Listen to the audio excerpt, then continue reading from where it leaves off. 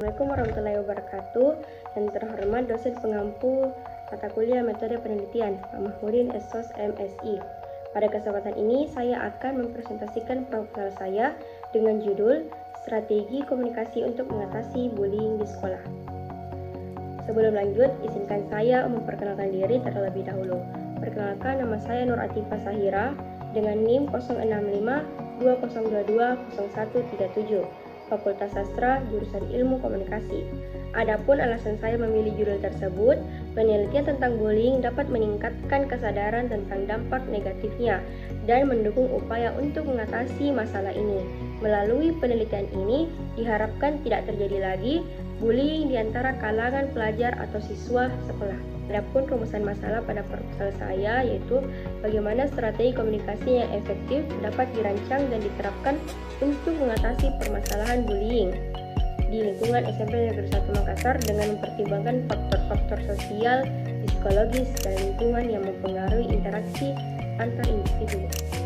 Dan tujuan penelitian adalah untuk merancang strategi komunitas yang efektif untuk mencegah bullying dengan mempertimbangkan karakteristik lingkungan dan populasi yang dituju. Adapun manfaat penelitian ada dua, yaitu secara teoritis dan kegunaan praktis. Yang pertama, secara teoritis. A. Menambah pengetahuan dalam mengatasi perilaku bullying di sekolah. B. Sebagai rujukan dan referensi bagi pihak guru dalam mengambil langkah-langkah mencegah permasalahan bullying pada siswa yang ia didik. Dan kegunaan praktis, pada tingkat yang lebih luas, strategi ini membantu menciptakan lingkungan yang lebih dalam masyarakat. Siswa yang mendapatkan pendidikan di lingkungan yang aman dan inklusif lebih mungkin menjadi anggota masyarakat yang positif dan peduli. Yang kedua, kajian teori. Pengertian komunikasi. Pengertian komunikasi dapat dilihat dari etimologi, bahasa, dan terminologi istilah. Dari sudut etimologi, menurut Rodohona, dalam buku ilmu komunikasi dibagi menjadi beberapa kata, diantaranya communicare yang berarti berpartisipasi atau memberitahukan, dan communis opinion yang berarti pendapat umum. Reynan S. Rose yang dikutip oleh Dedi Mulyana dalam buku ilmu komunikasi, suatu pengantar mengemukakan bahwa komunikasi atau communication dalam bahasa Inggris berasal dari kata Latin communis yang berarti membuat sama.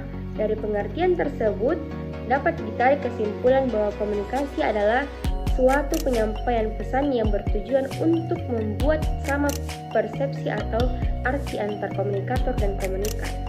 Sedangkan secara terminologi, ada banyak ahli yang mencoba mendefinisikan, diantaranya Hofland, Jans, dan Kelly.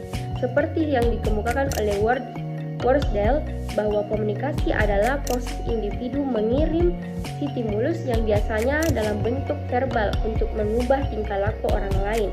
Menurut Laswell, bahwa komunikasi itu merupakan jawaban terhadap who say what in which medium to whom with what effect.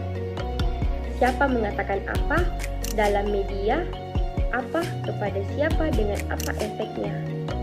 John B. Hogan mengasumsikan bahwa komunikasi itu harus berhasil. Komunikasi adalah pertukaran verbal, pikiran, atau gagasan. Komunikasi adalah informasi yang disampaikan dari satu tempat lain dengan perpindahan informasi, ide, emosi, keterampilan, dan lain-lain.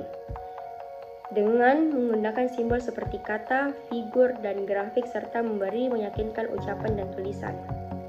Komunikasi adalah proses atau tindakan menyampaikan pesan dari pengirim ke penerima melalui suatu medium yang biasa mengalami gangguan. Dalam definisi ini, komunikasi haruslah bersifat intensional atau disengaja serta membawa perubahan. Faktor terjadinya perilaku bullying. Ada 3 faktor terjadinya perilaku bullying, yaitu faktor keluarga, faktor sekolah, dan faktor individu. Berdasarkan pendapat di atas, ada beberapa faktor terjadi perilaku bullying, yaitu faktor keluarga, kurangnya perhatian orang tua terhadap anaknya. Faktor teman sebaya menambahkan pikiran bahwa perilaku bullying adalah hal yang wajar untuk dilakukan. Dan faktor sekolah, pihak sekolah mengabaikan apabila terjadi perilaku bullying. Dan faktor individu, adanya masalah kepribadian. Penanganan Perilaku Bullying, Astuti dan Resminingsih 2010 berpendapat bahwa pencegahan bullying di sekolah bisa dimulai dengan menciptakan budaya sekolah yang beratmosfer belajar tanpa rasa takut melalui pendidikan karakter, menciptakan kebijakan pencegahan bullying di sekolah dengan melibatkan siswa, menciptakan sekolah model penerapan sistem anti-bullying, membangun kesadaran tentang bullying. Pengertian bullying umumnya, bullying lebih dikenal dengan istilah-istilah seperti pengencetan, pengucilan, intimidasi, dan lain-lain. Alweus Septa dari DKK mengemukakan bullying merupakan perilaku agresif tipe proaktif yang di dalamnya terdapat aspek kesengajaan untuk mendominasi, menyakiti, atau menyingkirkan adanya ketidakseimbangan kekuatan baik secara fisik, usia, kemampuan kognitif, keterampilan, maupun status sosial, serta dilakukan secara berulang oleh satu atau beberapa anak terhadap anak lain. Perilaku bullying seringkali terjadi di tempat yang sama dan sulit bagi siswa untuk mempertahankan diri. Bullying juga terjadi ketika siswa digoda secara berulang dengan cara yang menyakitkan. Kemudian kerangka pikir, pada kenyataan di sekolah masih banyak kita jumpai perilaku-perilaku penyimpan yang dilakukan oleh para siswa.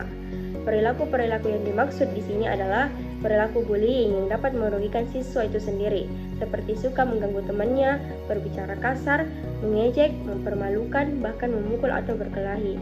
Kondisi tersebut akan berdampak negatif pada sikap siswa secara umum, karena dapat menimbulkan perilaku antisosial, saling memusuhi, dan tidak saling menghargai. Untuk ini, dibutuhkan kerjasama dari berbagai pihak untuk memberantas atau mencegah tindakan bullying seperti pemerintah, pihak sekolah, siswa, orang tua, dan masyarakat. Penanganan perilaku bullying dapat dilakukan melalui program dan kebijakan sekolah dalam menangani bullying yang disesuaikan dengan kondisi dan lingkungan sekitar. Selain ini, menciptakan sekolah aman atau safe school dan pendekatan berbasis komunitas dengan melibatkan pemerintah, pihak sekolah, siswa, orang tua, dan masyarakat maupun lembaga terkait.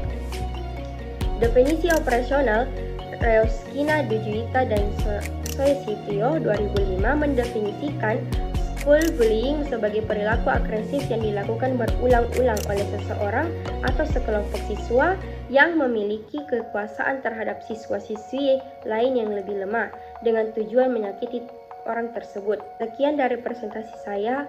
Wabillahi taufiq wa hidayah. Wassalamualaikum warahmatullahi wabarakatuh.